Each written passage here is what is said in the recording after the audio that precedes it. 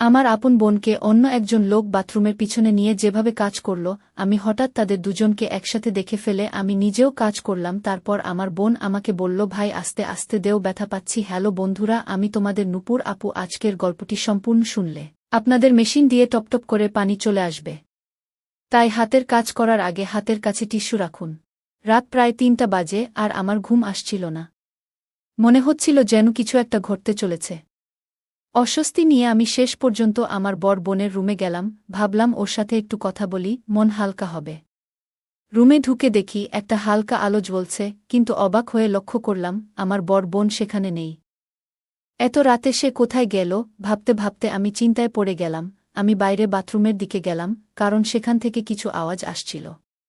কাছে যেতেই শুনলাম আমার বোন কারো সাথে মৃদু স্বরে কথা বলছে। ওকে বলতে শুনলাম যেন দ্রুত কাজ শেষ করে, নয়তো কেউ টের পেতে পারে। অন্যদিকে আরেকটি কণ্ঠ শুনলাম যে বলছে, চিন্তা করো না, এখন কেউ আসবে না। আমার ভেতরটা তখন অনেক প্রশ্নে ভরে গেল, বুঝতে পারছিলাম না আসলে কি হচ্ছে। আমি ধীরে ধীরে বাথরুমের কাছে গেলাম। ভেতরে উকি দিয়ে দেখি আমার বড় বোন কারো সাথে কথা বলছে, যেন তারা কিছু ব্যক্তিগত সমস্যা নিয়ে আলোচনা করছে। তারা একে অপরকে সান্ত্বনা দিচ্ছিল, যেন কোনো দুশ্চিন্তার কারণ নেই।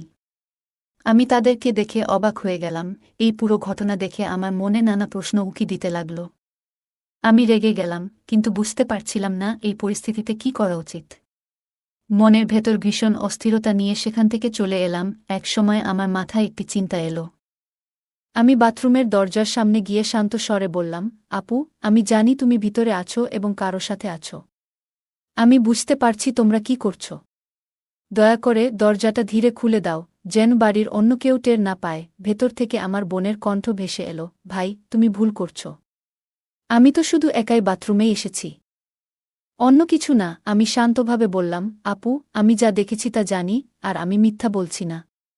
দরজাটা খুলতে বলছি, না হলে মা বাবাকে ডাকব। ভেতর থেকে আপু হঠাৎ করে কণ্ঠ নরম করে বলল, ভাই দয়া করে কাউকে ডেকো না। আমি দরজা খুলছি। কিছুক্ষণ পরে আপু ধীরে ধীরে দরজা খুলল। সেই মুহূর্তে আমি বুঝতে পারলাম ওখানে আরও কেউ ছিল। এলাকার একটি ছেলে তার সাথে ছিল। আমি কড়া স্বরে বললাম, তুমি চলে যাও, আর ফিরে এসো না। ওই ছেলেটি তখন চলে গেল, কিন্তু আমার বোন সেখানে থেকে গেল। রাগে আমার মনে অস্থিরতা কাজ করছিল, যেন এই ঘটনা বহুদিন ধরে ঘটছে। আমি বোনকে জিজ্ঞেস করলাম, এমনটা কতদিন ধরে চলছে? বোন তখন ভীষণ বিব্রত ছিল এবং বলল, ভাই, আমি জানি এটা ভুল হয়েছে। আমি আর কখনো এমন কিছু করব না, আমাকে ক্ষমা করে দাও। আমি কিছুক্ষণ চুপ থেকে বললাম, তুমি বড় ভুল করেছ, কিন্তু এই ভুলের পুনরাবৃত্তি হতে দেওয়া যাবে না। আমি থাকতে কেন তুমি অন্যের সাথে এমন করছ? তোমাকে তো আমি আগেই জানিয়েছিলাম, তখন তো পাত্তা দেওনি। বোন বলল, তুমি আমার ভাই, এসব বলছো কেন? এবার চলে যাও এবং তোমার জীবন ঠিক পথে নিয়ে আসার চেষ্টা করো। একটি মুহূর্তে আমার মনে হলো পরিস্থিতি অনেক জটিল হয়ে গেছে। আমি বললাম, দয়া করে এই অবস্থা থেকে বেরিয়ে আসো। আমাকে এমন কঠিন পরিস্থিতিতে ফেলো না। আমি বুঝতে পারছিলাম আমার কথায় কিছুটা প্রভাব পড়েছে। তারপর আমি বললাম, তোমাকে তার সঙ্গে কথা বলা বন্ধ করতে হবে। আমি শুধু একা তোমার সঙ্গে কথা বলতে চাই। আপু, তোমার জন্যে আমি সব করতে রাজি আছি। এরপর আমি বললাম, তোমার যা ইচ্ছে তা করো, কিন্তু সঠিক সিদ্ধান্ত নাও, না হলে আমি মা বাবাকে সবকিছু জানাবো। আমার বড় বোন তখন শান্তভাবে বলল, নাহিদ, আমি তোমার বড় বোন, ভুল বুঝছ। আমি বললাম, তুমি আমাকে ছোট মনে করতে পারো, কিন্তু আমি সব বুঝি। আমাকে নিয়ে ভুল সিদ্ধান্ত নিও না। এই মুহূর্তে আমি খুব বিরক্ত, তবু আমি এখানে তোমার সাহায্যের জন্য এসেছি। আমি ওর হাত ধরে বললাম, তোমার পরিস্থিতি খুবই কঠিন, কিন্তু আমি তোমার পাশে আছি। তুমি শুধু আমাকে সময় দেও। আমার কথায় রাজি থাকলে আমাকে এখনই জানাও। আমার বড় বোন কিছুক্ষণ চুপ থাকল। তারপর বলল, এখন বলবো না, কাল বলবো। আমি জোর দিলাম, না, এখনই আমাকে বলো। কাল হতে অনেক দেরি হয়ে যাবে। সে বলল, দয়া করে আমাকে একটু সময় দাও, আমি সবকিছু ঠিকঠাক করব। এই কথাগুলো শুনে আমি চিন্তিত হয়ে বিছানায় ফিরে গেলাম। সারা রাত ঘুমাতে পারলাম না। আমার বোনের কথাগুলো বারবার মনে হচ্ছিল। সে কিভাবে এমন কাজ করতে পারে? এতদিন আমি শুধু সন্দেহ করছিলাম। আজ তা সত্য হল। সকালে যখন ঘুম ভাঙল, দেখি আম্মা নাস্তা তৈরি করে রেখেছেন।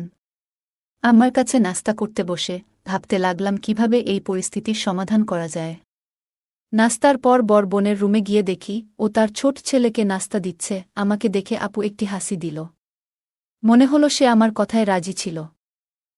এটা দেখে মনে হলো জীবনের কিছু ব্যাপার সবসময় জটিল থাকে, কিন্তু আমরা একে অপরকে সাহায্য করে তা কাটিয়ে উঠতে পারি। একদিন দোকানে বসে কাজ করছিলাম। আমার ছোট ভাই দোকান খুলে বসেছিল। হঠাৎ তাকে বললাম, তুমি জানো আমাদের গ্রামে একটা মেয়ে আছে, তার নাম প্রিয়া।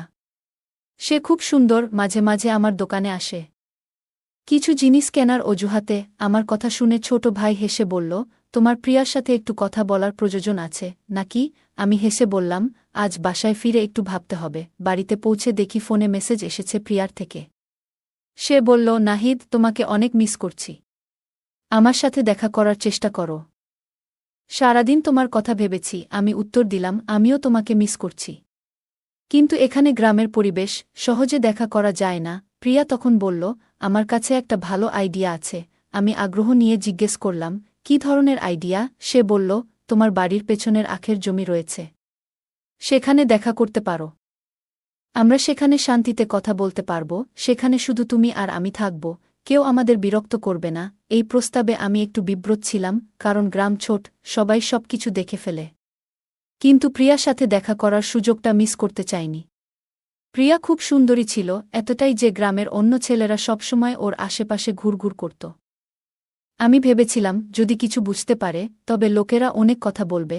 তবে আমি প্রিয়াকে বললাম, আমাদের খুব সাবধানে চলতে হবে। আমি চাই না আমাদের সম্পর্ক নিয়ে এখনই কেউ সন্দেহ করুক। প্রিয়া বলল, নাহিদ, আমরা কি অন্য কোনো নিরাপদ জায়গায় দেখা করতে পারি? তোমাকে আমি খুব মিস করছি। তোমার কাছে যেতে চাই। আমার তোমার সাথে কিছু গুরুত্বপূর্ণ কথা আছে। আর হ্যাঁ, পরিবারের লোকেরা আমার জন্য বিয়ের প্রস্তাব খুঁজছে। তারা চায় আমি শিগগিরই বিয়ে করি। আর আমি তোমার কথাই ভাবছি। আমি জানতাম প্রিয়া আমাকে ভালোবাসে, আমিও তাকে ভালোবাসতাম, তবে জীবনে তখনও অনেক কিছু করার ইচ্ছে ছিল। তাই বিয়ের মতো বড় সিদ্ধান্ত নিতে চাইছিলাম না। আমি বললাম, প্রিয়া, এখনও আমাদের জীবনে অনেক চ্যালেঞ্জ আছে। আমার দোকান ছোট, আলো তেমন ভালো না। সংসার চালানোর জন্য নিজেকে আগে শক্তভাবে গড়ে তোলা দরকার। তারপর আমি অবশ্যই তোমার বাসায় বিয়ের প্রস্তাব পাঠাব। প্রিয়া একটু চুপ করে থেকে বলল, তুমি যখন চাও তখনই করো, কিন্তু জেনে রাখো, আমি তোমাকে ছাড়া থাকতে পারব না।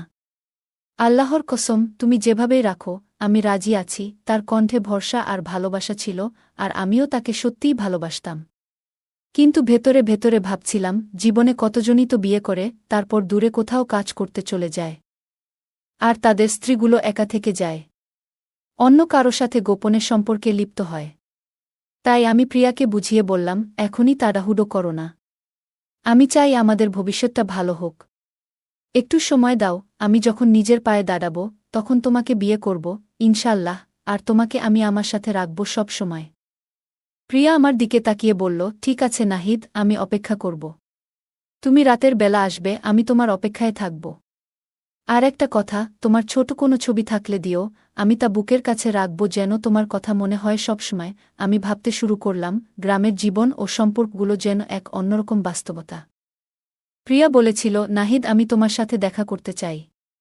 তুমি আমার জন্য একটা ছোট ছবি নিয়ে এসো, যেন সবসময় তোমার কথা মনে হয়। আমি বললাম, ঠিক আছে, এবং ওর জন্য ছোট্ট একটা পাসপোর্ট সাইজ ছবি নিয়ে দোকানে ফিরলাম। প্রিয়া তখন বলল, এই ছোট ছেলেটিকে মোবাইলটা নিতে পাঠাও। আমি বললাম, ঠিক আছে, এবং ছোটকে দোকানে পাঠালাম। আমার মনে একটা প্রশ্ন ঘুরপাক খাচ্ছিল, কেন যেন আমার আশেপাশে থাকা মানুষগুলোকে এত আকর্ষণীয় মনে হয়, বিশেষত যারা আমার দোকানে আসে। গ্রামের সবাই আমার এই রুচি সম্পর্কে জানত এবং এটা নিয়ে অনেকেই মজা করত। দুপুরে খাবারের জন্য আমি বাড়িতে এলাম, কিন্তু মা তখনও রান্না শেষ করেননি। মা আমাকে বলল, ছোটকে কেন পাঠাসনি? আমি বললাম, মা, ছোটটা কাজে ব্যস্ত ছিল, তাই নিজেই আসলাম। এরপর আমি আমার দুই বোনের ঘরে গেলাম। ছোট বোন সেখানে ছিল না, কিন্তু বড় বোন ছিল। আপু হঠাৎ আমাকে বলল, ভাই, আমি একজনকে পছন্দ করি। আমি বললাম, হ্যাঁ, আমি জানি সেই ছেলেটা তো। কিন্তু সে বলল, না, সে নয়, সে অন্য কেউ, আমাদের সম্প্রদায়ের না। আমি বেশ অবাক হলাম। তাহলে তুমি তার সাথে কেন দেখা করো? প্রিয়া কিছুটা অস্বস্তিতে বলল, ভাই, সে আমার কিছু চাহিদা পূরণ করে, আর আমি তাকে অস্বীকার করতে পারিনি। কিন্তু সত্যি বলতে, আমি তাকে বিয়ে করতে চাই না। আমি কিছুটা বিরক্ত হয়ে বললাম, তাহলে কেন এমন কিছুতে নিজেকে জড়াও যেটা তুমি চাইছ না? প্রিয়া উত্তরে বলল, ভাই, আমি আসলে অন্য একজনকে পছন্দ করি আর আমি তাকে বিয়ে করতে চাই। কিন্তু সমস্যাটা হলো সে আমাদের সম্প্রদায়ের নয়।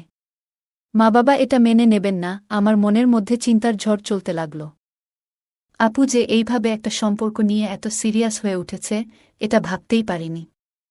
সে আমাকে বলল, ভাই, মা বাবার সাথে কথা বলো, আমি তাকে বিয়ে করতে চাই। আমি বললাম, প্রিয়া, এই ধরনের বড় সিদ্ধান্তে খুব সাবধানে নিতে হবে। তুমি ভেবে দেখেছ তো ভবিষ্যতে এটা কি রকম প্রভাব ফেলতে পারে? আমার মনে প্রশ্ন উঠল, এখন আমরা কিভাবে ভাবছি যে আমাদের পরিবার থেকে কাউকে অন্য কারো হাতে তুলে দেব? এটা কখনোই সহজ সিদ্ধান্ত না। আমি বললাম, ঠিক আছে, আমি মা বাবার সাথে কথা বলবো, কিন্তু আমার কথাটা শুনতে হবে। কিন্তু সে বলল, না ভাই, আগে কথা বলো, তারপর অন্য কিছু চিন্তা করো। আমি বললাম, দিদি, দয়া করে এ বিষয়ে এখনই এত তাড়াহুড়ো করো না। সময় লাগবে, তুমি আমাকে আজকে সময় দেও। সে পাল্টা বলল, না ভাই, আজ রাতেই আমি কথা দিয়েছি, তাই আমার প্রেমিকের সাথে দেখা করতেই হবে। আমি কিছুটা হতবাক হয়ে বললাম, প্রিয়া, তুমি এমনভাবে কথা বলছো কেন?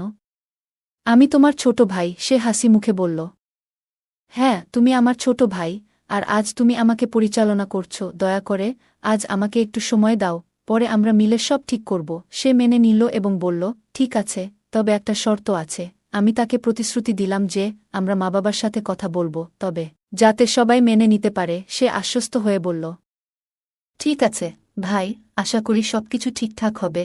আমি জানি। এদিকে আমি তাকে বললাম, আজকের দিন একটু শান্ত থাকো, যদি দেখা করতেই হয় তাহলে পরে দেখা করো, আমি সারা রাত অপেক্ষা করতে পারবো। সে বলল, ঠিক আছে, আমি রাত 1টায় আসব এবং কিছু সময় তোমার সাথে কাটাবো। এই গল্পের দ্বিতীয় পার্ট চাইলে কমেন্টে জানাও। তাহলে দ্বিতীয় পার্টটি দিব। গল্পটা কেমন লাগলো জানাতে ভুলবে না।